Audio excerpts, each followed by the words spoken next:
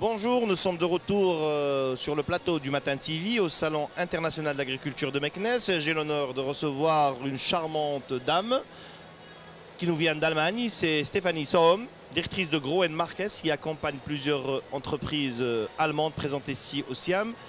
Bonjour Stéphanie.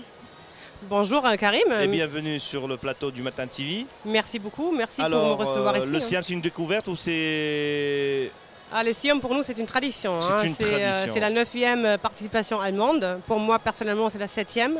Et on a bien vu grandir la participation allemande. C'est sous la tutelle du ministère fédéral de l'agriculture en Allemagne que les sociétés viennent. Et on a vu presque une explosion, je veux dire, en termes de nombre de sociétés et aussi des domaines de diversification où on est présent aujourd'hui. Combien de sociétés allemandes sont présentes cette année? Aujourd'hui, on est là avec 23 marques, sociétés. Mais ce qu'il faut mentionner, je pense, c'est qu'on a grandi au-delà du pôle international. On est aujourd'hui présent aussi dans le pôle fourniture de l'élevage et aussi à l'extérieur dans le pôle machinisme. Et là, c'est un besoin des sociétés allemandes qui veulent être plus proches de leur client final, qui est quand même l'éleveur et l'agriculteur. Le pôle international, c'est très important pour nous, pour le positionnement de la marque. C'est le Made in Germany qu'on vend dans le pôle international. Mais dans les espaces dédiés, on trouve le client final et c'est aujourd'hui une évolution importante pour nos sociétés. Stéphanie, parlez-nous un peu des secteurs où vous êtes présent. Alors l'Allemagne, je pense, tout le monde sait, nous sommes très connus pour tout ce qui est machinisme. Donc c'est soit le machinisme qui tracte alors les tracteurs, mais aussi le matériel surtout qui est tracté derrière pour des labours du sol, tout ce qui est charrue, semoir, pulvérisateur. Là, nous avons des sociétés très performantes, spécialisées dans leur domaine qui sont là. Également, dans la production des grandes cultures, on est très présent. Si c'est les céréales, aussi en termes de conditionnement, stockage, traitement des céréales, ou bien en semences pommes de terre, toute la chaîne de production de la pomme de terre, jusqu'au stockage froid de la pomme de terre, mais aussi des oignons. Et bien sûr, un autre créneau important, c'est l'élevage. L'élevage allemand est très connu pour des génisses performantes. Vous parlez des génisses bovines, bien sûr. Bien sûr, je parle des génisses bovines pour la production laitière. C'est un marché très important, le Maroc. Il y avait, je pense, en 2012, le Maroc, c'était le premier marché de l'Allemagne pour l'exportation des génisses. Et nous voyons que les génisses sont bien appréciées. Elles sont représentées au stand Bien animal. sûr, on a 2 fournisseurs de génisses sur le stand dans le pôle international, mais aussi on a un fournisseur et de semences bovines et de la génétique dans le pôle élevage, bien sûr, où on rencontre l'éleveur. Et je dois dire que je pense que les éleveurs marocains sont très contents de cette génétique. On les retrouve ici avec des performances en rendement laitier comme on peut les avoir aussi en Allemagne.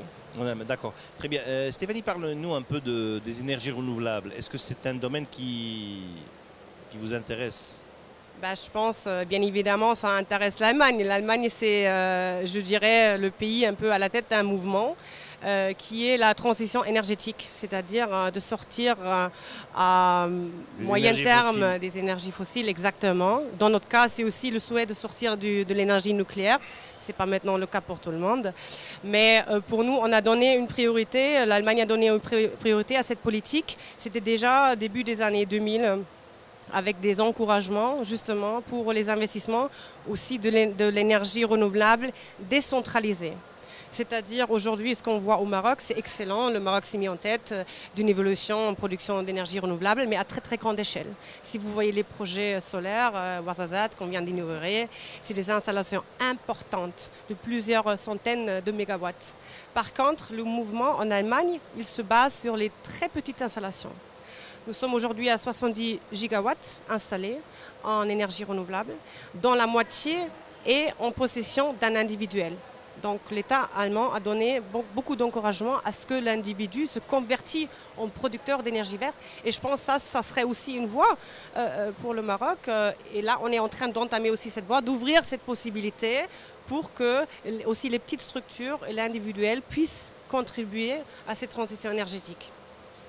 Ça nous ramène directement vers la COP22. Ah oui. Vous vous préparez à la COP22 après la COP21, la signature, la ratification par les pays, la signature par tous les pays participants, ou une grande majorité des accords de la COP21. Aujourd'hui, on attaque la COP22, c'est dans quelques mois, c'est un compte à rebours. Qu'est-ce que vous nous promettez pour la COP22? Bon, maintenant, moi, je vous parle d'une Allemande qui est au Maroc et qui a observé l'évolution, aussi les efforts du pays. Et là encore, je félicite le Maroc qu'il a pris ce rôle d'organiser la COP22. C'est maintenant très important d'appliquer les décisions qui ont été prises à Paris. Parce qu'on a négocié des années et des années. Maintenant, il faut aller vers le concret et ça sera le rôle ici au Maroc lors de la COP22. Bien sûr, il y aura un accompagnement de la participation de la partie allemande. Si vous avez suivi la semaine dernière, il y avait la visite du ministre allemand de l'énergie, de l'économie et de l'énergie. Et il avait déjà annoncé avec Ensemble M. Amara qu'on organisera au moins un side event lors de cette COP ici à Marrakech. Donc c'est stratégique, bien sûr, que cette COP22 réussisse et pour le Maroc et pour la communauté internationale. Stéphanie Somme, je voudrais avant de clore cet entretien, poser une question assez personnelle. C'est quoi le premier stand où vous allez quand vous venez ici?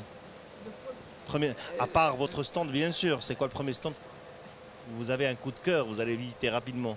Oui, bien sûr. Bon, premièrement, comme vous le dites, je viens sur notre stand parce qu'on est responsable pour l'installation, donc on veut bien s'assurer que tout se passe bien. Normalement, le premier endroit où je vais, c'est le pôle élevage, chez les associations d'élevage, parce que nous, on travaille énormément avec ces gens et les éleveurs, c'est des gens très chaleureux et moi, j'ai une relation très très proche avec eux. Il y a de belles bêtes à voir aussi. Oui, oui. Très belles bêtes à voir, j'ai fait un tour tout à l'heure. Je me tourne plus vers les éleveurs, exactement. Et là, on travaille avec eux depuis des années et c'est une relation qui me tient beaucoup au cœur avec ce secteur. Donc c'était avec nous Stéphanie Somme, directrice de Grow Markets, qui a parlé au nom de la délégation allemande, si on veut dire. Mais avant de la quitter, on va lui demander quand même de s'adresser aux spectateurs de Matin TV en direct. Un mot pour nos spectateurs. Ben, écoutez, j'espère que tout le monde pourra s'enrichir en termes de qu'est-ce qui se passe dans l'agriculture marocaine à cette occasion que le matin il est présent ici au Siam.